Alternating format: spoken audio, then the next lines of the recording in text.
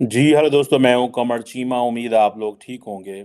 दोस्तों, बहुत सारे पाकिस्तानियों को नहीं पता कि वैसे तो पाकिस्तानी बड़े जज़्बाती हैं और कहते हैं जनाब कि हमारा बड़ा फ़लस्तीन से ताल्लुक़ है और है भी, लेकिन ज़्यादातर सियासतदान और लोग जो हैं, वो मीडिया ऑप्टिक्स के लिए करते हैं, जो कि हकीकत है। मैं to be frank and fair and honest and जिसे कहते हैं ना क्रूड होने की बात करूँ, ठीक है? अब आप देखें कि इंडिया जो है, उसने इंडिया बड़ा कॉन्टिन्यूअसली दुनिया में जहाँ भी कॉन्फ्लिक्ट होते हैं, तो सबसे पहले वहाँ पे एड भेज देता है। ठीक है जनाब? अब इंडिया ने कल क्या किया है कि इंडिया ने ह्यूमैनिटेरियन एड भेजी है फ़लस्तीन को, इजिप्ट में, ठीक है जी? और उन्होंने कहा जी कि हम फ़लस्तीनियों को और फ़लस्तीनी रिफ्यूजीज़ को जो यूएन रिलीफ एजेंसी है उसके ज़रिए एड भेज रहे हैं। और तकरीबन जिसे वो कहते हैं कि वो कहते हैं हमने $35 मिलियन की पिछले 20 सालों में एड भेज चुके हैं, $35 मिलियन की एड। ये जो तस्वीर मैंने आपके सामने लगाई हुई है प्राइम मिनिस्टर नरेंद्र मोदी और क्या नाम है इनका महमूद अब्बास साहब, इनको grand collar of the state of Palestine जो अवार्ड है, हाईएस्ट पैलेस्टीनियन ऑनर है, जो फॉरेन डिग्निटीज़ को दी जाती है। मुझे बस ये बता दें कब पाकिस्तानी वज़ीर-ए-आज़म को ये ऑनर दी थी फ़लस्तीन ने? कब पाकिस्तान को फ़लस्तीन के वज़ीर-ए-आज़म ने ये ऑनर दी थी? कोई बंदा अगर मुझे बता सकता है, मैं पाकिस्तान की ख़ारजा पॉलिसी को समझने की कोशिश करता हूँ। मैं जानना चाहता हूँ कि नरेंद्र मोदी, महमूद अब्बास और नेतन्याहू से इक्वली अच्छे टर्म्स में हैं। कोई मुझे पाकिस्तान में माइका लाल ये बता सकता है कि भाई ये क्या गिदड़-सिंगी है? ऐसे कैसे कर लेते हैं? अब ये जो ग्रैंड कॉलर है, ये बेसिकली अभी की तस्वीर तो नहीं है, ज़ाहिर बात है ये 2018 की तस्वीर है। लेकिन क्वेश्चन ये है कि तब नरेंद्र मोदी वहाँ गए, उनको ये अवार्ड दिया गया और महमूद अब्बास जो हैं, वो भी इंडिया आते रहते हैं।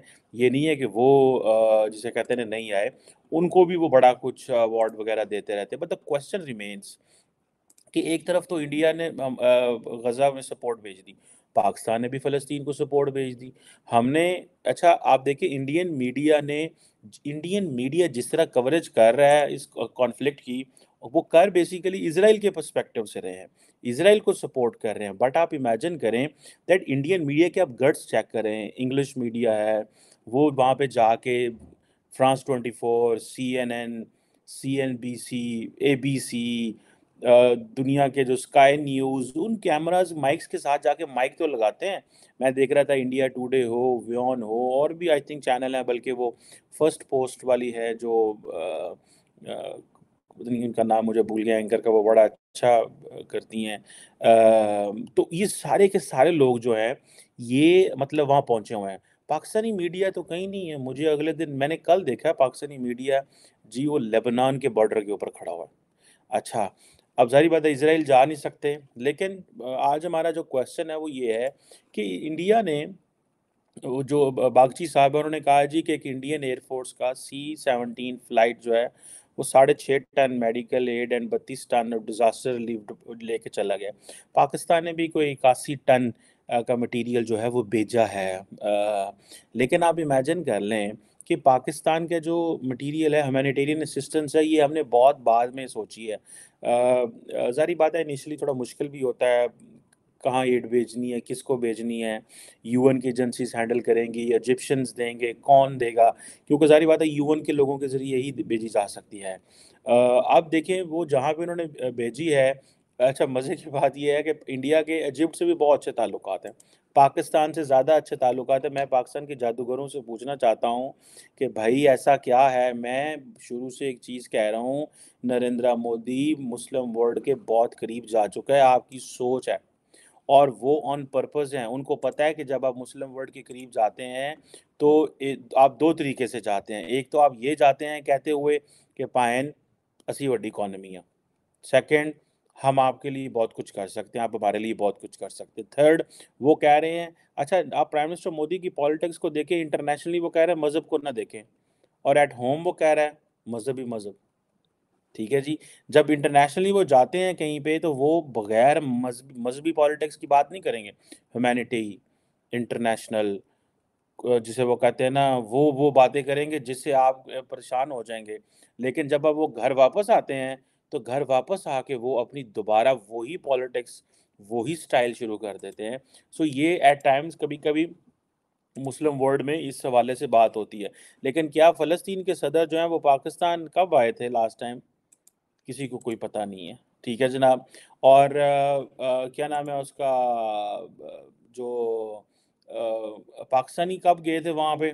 It's been long, long, long, long, long, ये बड़ी पुरानी स्टोरी है। ठीक है जी। और इस चीज़ में ये पता चलता है कि अब देखिए नरेंद्र मोदी जो हैं, उनके बारे में पाकिस्तान ने क्या-क्या नहीं बनाया। वो ऐसा है, वो वैसा है, वो बुचर हैं, वो ऐसे करते हैं, वो मुसलमानों के साथ है मुस्लिम वर्ल्ड के कान पे जूं रेंग रही। उसकी वजह ये है कि चीज़ें चेंज हो चुकी हैं, ठीक है? चीज़ें बिल्कुल तब्दील हो चुकी हैं, हालात बदल चुके हैं। दुनिया ने नरेंद्र मोदी को एक और एंगल से लेना शुरू कर दिया है और आप देखें कि उनकी जो ह्यूमैनिटेरियन असिस्टेंस है, जब वो पहुँचती है उधर क्या नाम है इजिप्ट के अंदर, वो पूरी दुनिया को बता रहे हैं और वो क्या कह रहे हैं? वो कह रहे हैं पाइन देखो असी तो हम तो ह्यूमैनिटेरियन एड का काम करते हैं, हम तो सिर्फ़ यही चीज़ें करते हैं, हम कुछ और नहीं करते। हमें देखें हमें यही चीज़ें आती हैं। अब जिधर भी जाना है डॉक्टर जयशंकर ने उन्होंने इस चीज़ का ज़िक्र करना है। उन्होंने इस चीज़ का ज़िक्र करना है कि पाइन देखो ऐसी एड लैके गया सी, हमने वहाँ पे एड भेजी, हमने वहाँ पे उनके साथ काम किया, लेकिन साथ वो इज़राइल को कह रहे हैं इन्हां नू खिंचो। ये जो गज़ा वाले हैं इनको मारो जितना मार सकते हो, ठीक है? इनके साथ जो करना है करो, कोई प्रॉब्लम नहीं है, ठीक है? सो ये एक देखिए इंडिया ने अपनी बड़ी केयरफुली अपनी फ़ॉरेन पॉलिसी को क्राफ्ट किया हुआ है और मैं समझता हूँ कि उनको इस चीज़ की समझ है।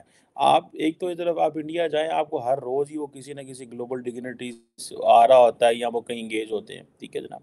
सो मुझे ऐसा लगता है कि पाकिस्तान को बड़ा ये देखना है कि हमारा क्या जो है वो मुस्तकबिल है इस हवाले से, ठीक है? हमने क्या करना है? मुस्लिम वर्ल्ड हमसे नाराज़ है, वो समझते हैं ये भीख माँगने आ जाते हैं। दूसरी दुनिया जो है वो हमें समझती है कि ये यहाँ पे क्योंकि मिलिट्री एस्टेब्लिशमेंट का कंट्रोल है तो सियासतदानों से बात करने की ज़रूरत नहीं है। ठीक है ना जी?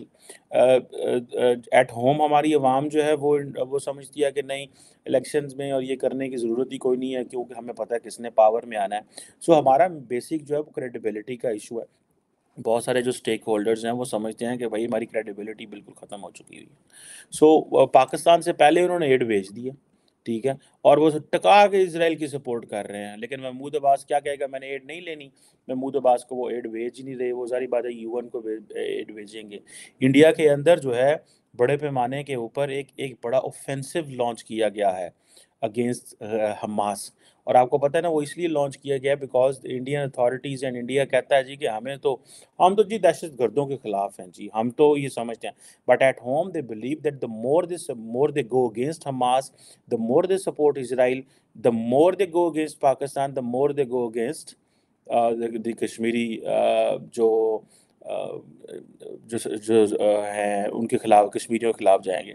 सो ये जो क्वेश्चन है मैं समझता हूँ कि ये एक ये समझने वाला है। इसके ऊपर एट एट एट टाइम जिसे वो कहते हैं ना बड़ी लंबी-चौड़ी बहस हो सकती है। अब देखिए ना डिसइन्फॉर्मेशन भी बड़ी सोशल मीडिया पे फैलाई जा रही है। बड़ा कुछ किया जा रहा है। लेकिन आप इमेजिन कर लें कि इंटरनेशनल कम्युनिटी की क्रिमिनल नेग्लिजेंस है। इसमें छोड़ें वो जो भी है, लेकिन एक क्रिमिनल नेग्लिजेंस है कि ह्यूमैनिटेरियन को जो कॉरिडोर है नहीं खोला जा रहा, जंगबंदी नहीं की जा रही। यूएन सिक्योरिटी काउंसिल में टाइम एंड अगेन जो ह्यूमैनिटेरियन कॉरिडोर और एड सपोर्ट के लिए जो चीज़ें खोली जानी हैं, वो बंद की जा रही हैं। और होगा क्या? होगा ये कि at the end of the day जब वो थक जाएँगे मार-मार के उनको पता चल जाएगा हमारे मिलिट्री ऑब्जेक्टिव अचीव हो जाएँगे, वो ह्यूमैनिटेरियन को खोल देंगे। ज़ाहिर बात है दुनिया तो ग़ज़ा लेके बैठी हुई है। वो कहते हैं ठीक है जी हमने उनको देनी है, पानी देना है, फलाँ चीज़ देनी है, फलाँ चीज़ देनी है। तो ये एक बड़ा जिसे वो कहते हैं ना बड़ी तकलीफ़देह मंज़र है इस वक़्त।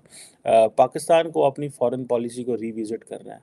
ये अरब वर्ल्ड बदल चुकी है, ये वो अरब वर्ल्ड नहीं है। खुदारा अपने आप को बदलें, अपने आप को बदलें, ये सारे का सारा हमें स्ट्रक्चर ही बदलना पड़ेगा। हम वो आप मैं इधर आजकल बाहर आया यूरोप हूँ और यकीन करके मानिए अगर आप यहाँ पाकिस्तानियों से मिलें, वो भी पाकिस्तान को कहते हैं कि नहीं पाकिस्तान को बदलना पड़ेगा, द वर्ल्ड हैज़ चेंज्ड हम बदल गए हैं। चीज़ें अब वैसी नहीं रहीं, अब वैसी नहीं रहीं। सो हमें बिल्कुल बदलना पड़ेगा। अगर हमने ये तब्दीली ना की तो we will not be in a good position. ठीक है, इंडिया ने बड़ा केयरफुली इसराइल को सपोर्ट किया है, और नरेंद्र मोदी साहब ने, आप उनके जाएं ट्विटर हैंडल पे, वो दहशतगर्दी कर रहे हैं, टेररिज्म कर रहे हैं। They are completely in line with the western world. ठीक है जी। और मैं एक डिस्कशन करने वाला हूँ कि पाकिस्तान वेस्ट में किस तरह पाकिस्तान की पॉलिटिकल लीडरशिप वेस्ट में जो है वो इग्नोर हो रही है, लेकिन पाकिस्तान के जो सिक्योरिटी पार्टनरशिप है वेस्ट में वो बड़ी ज़बरदस्त है, और इसके क्या इम्प्लीकेशंस हो सकते हैं पाकिस्तान में। और ये मेरा ख्याल है कि ये मैं चीज़ समझता हूँ कि ये हमें इस पे बात होनी चाहिए, इस पे डिस्कशन होनी चाहिए। ये एक बड़ी इम्पोर्टेंट ट्रेंड है। अगर हम इस ट्रेंड को नहीं समझ पाए तो हमारे लिए मज़ीद मुश्किलात हो सकती हैं। अब इंडिया जो है उसने नरेंद्र मोदी ने तो अपनी लाइन फिट कर ली हुई है। On Israel they stand with west. Pakistan कहाँ खड़ा है? Pakistan doesn't stand with west. On Palestine they stand with west. बल्कि फ़लस्तीन हमें वेलकम करने को तैयार ही नहीं है। वो नरेंद्र मोदी को वेलकम करने को तैयार है, वो पाकिस्तान को वेलकम करने को तैयार नहीं है। ये मैं आपको बताऊँ, ये बड़ी ये पाकिस्तानियों को नहीं पता इस चीज़ का। ज़्यादातर पाकिस्तानी बस नारे मारी जा रहे हैं, कह जा रहे हैं पाकिस्तान ज़िंदाबाद, फ़लस्तीन ज़िंदाबाद, फ़लस्तीन, इज़राइल एंड ये वो। But none of them actually understand कि ये क्या एक्चुअली हो क्या रहा है, और हम जो है हमारे साथ क्या हुआ और हमने क्या करना है। अगर आज इसराइल को सपोर्ट भी कर रहे हैं डिप्लोमेटिकली, पॉलिटिकली, बल्कि सारे का सारा इंडियन मीडिया इसराइल के साथ खड़ा हुआ है, जैसे ब्रिटिश मीडिया खड़ा है, जैसे अमेरिकन मीडिया खड़ा है। देखें, ये होती कन्वर्जेंस ऑफ इंटरेस्ट। आज इंडियन मीडिया और वेस्टर्न मीडिया कन्वर्ज हो गया। जब कनाडा का इशू आया था तो सारा वेस्टर्न मीडिया जो है वो स्लाइटली कनाडा के साथ था, थोड़ा थोड़ा, नॉट ऑल, और इंडियन मीडिया अपनी गवर्नमेंट के साथ। सो ये ऐसे लग रहा है कि वो जो जो डिस्कशंस है ना वो इस तरह चल पड़ी हैं कि हर बंदा जो है ना वो अपने अपने उसमें है, उस चीज़ में है, लगा हुआ है, भाग दौड़ रहा है। वेस्टर्न ममालिक जो हैं वो अपने इत्तेहादी ढूंढ रहे हैं। इंडिया इस वक्त कम्प्लीटली वेस्ट की, जिसे कहते हैं ना, पार्टनरशिप उसके साथ है, कंप्लीट पार्टनरशिप है। अभी आज देखें कि क्या नाम है उसका, कई लोगों का तो ये भी कहना है कि नरेंद्र मोदी जो है उनका पॉलिटिकल कैपिटल इतना नहीं है, लेकिन फिर भी one ever they will be a peace process जहाँ पे एक ब्रॉडर इंगेजमेंट होगी तो इंडिया को बुलाया जाएगा। क्या पाकिस्तान के किसी मुस्लिम वर्ल्ड के लीडर ने डिस्कस किया है, कंसिडर किया है, बुलाया है? और उन्होंने कहा ना तो आप जारी बात है एड भेज सकते हैं, ना पॉलिटिकल रेलेवेंट है, ना आप कुछ कर सकते हैं। सो पाकिस्तान ने कुछ भी नहीं करना। अभी जो ओआईसी की जो डिस्कशन हुई है, उस ओआईसी में क्या हुआ है? कोई बंदा बताए हाँ कि ओआईसी में क्या हुआ? कुछ भी नहीं हुआ। कोई बात, कोई ऐसी चीज़ जो कि इम्प्लीमेंट होने वाली हो, कोई ऐसी चीज़ जिसके आप ये कह सकें कि भाई हाँ, इस चीज़ का हमें अब फ़लस्तीन के लोगों को या मुसलमानों को फ़ायदा होगा, नहीं। आप महमूद अब्बास को ला के पाकिस्तान कहे हैं कि जी कश्मीर पे मत करें। आप दुनिया के किसी मुसलमान लीडर को पाकिस्तान में ला के कहें ना कश्मीर पे बोले, वो कहेंगे हमसे $1 बिलियन धारा ले लो पर साढ़े को इंडिया के खिलाफ बात ना कराओ। तो ये चीज़ों को हम अवाम को नहीं समझा रहे हैं। और अगर हमारी अवाम समझती भी है, मैं आपको मज़े की बात बताऊँ, तो जो पॉलिटिकल पार्टीज़ हैं वो इसको पॉलिटिकल डिस्कोर्स में नहीं लेके आ सकती, because if they bring into the political discourse उनके ताल्लुकात ख़राब हो जाते हैं। सो हम हमारी लीडरशिप सारा टाइम तो कॉम्प्रोमाइज़्ड है। With west it's compromised, with internal establishment के साथ compromised, with the Arab world it is all compromise. So हर चीज़ तो कॉम्प्रोमाइज़ है, ना ये बात कर सकते हैं, ना ये डिस्कशन कर सकते हैं, ना ये एक जैसे वो कहते हैं ना, ऐसा कुछ भी नहीं बयान कर सकते जिसकी वजह से पाकिस्तान का जो मुकदमा है या पाकिस्तान अपनी एक ट्रू पिक्चर जो है वो दुनिया को सोच सके हम कर क्या रहे हैं। हमें ना महमूद अब्बास लिफ्ट कराएगा, क्योंकि हमारा उनसे लेना देना ही कोई नहीं, हम उनको मुँह ही नहीं लगाते और वो हमें नहीं लगाते, और वो हमारी कश्मीर पे मदद नहीं करते, और इसराइल के साथ हमारे वैसे ताल्लुकात ख़राब हैं। सो पाकिस्तान एक बड़े बड़े टाइट स्पॉट पे बैठा हुआ है, और मेरा मेरा नहीं ख्याल कि हम उस टाइट स्पॉट्स पर निकलने के लिए बिल्कुल तैयार हैं। रीज़न बिहाइंड इज़ के जिसे वो कहते हैं ना कि हमें इस चीज़ का पता है कि पाकिस्तान का सारा सिस्टम कॉम्प्रोमाइज़ हो चुका है। सो लेट्स सी, इसमें देखते हैं क्या होता है, कि ये चीज़ें ऐसे ही चलेंगी कि चीज़ें तब्दील होंगी, या कि फिर इस तरह ही जिस तरह कहते हैं ना रोंदे रवांगे गल्लां होंदियां रहनगियां। लेकिन आई विश कि और मुझे इस चीज़ का बड़े अच्छे से अंदाज़ा है कि पाकिस्तान का फ़ॉरेन ऑफिस जो है वो कंटिन्यूअसली गवर्नमेंट ऑफ पाकिस्तान को अपडेट कर रहा है। बिकॉज़ वहाँ पे जो लोग बैठे हुए हैं ना वो इस तरह नहीं सोचते शायद जिस तरह सियासतदान सोचते हैं। So they are continuously updating the government of Pakistan that what kind of an approach we need to adopt. मेरा ख़्याल है पाकिस्तान के फ़ॉरेन ऑफिस के अंदर एक बड़ी सीरियस थिंकिंग है कि हमें अरब वर्ल्ड के साथ ताल्लुकात को रीडिफ़ाइन करना चाहिए, अपनी भी चीज़ें ठीक करनी चाहिए, इसराइल के साथ ताल्लुकात को रीडिफ़ाइन करना चाहिए, वेस्टर्न वर्ल्ड के साथ रीडिफ़ाइन करना चाहिए। This is what they are talking. मुझे इस चीज़ का बड़े अच्छे से अंदाज़ा है। ज़ाहिर बात है लेकिन ये सारी की सारी डिस्कशन क्लोज़ डोर होती हैं। ये डेलिब्रेशंस होती हैं लेकिन लेट्स सी कि चीज़ें फिर कैसे चलती हैं। Thank you.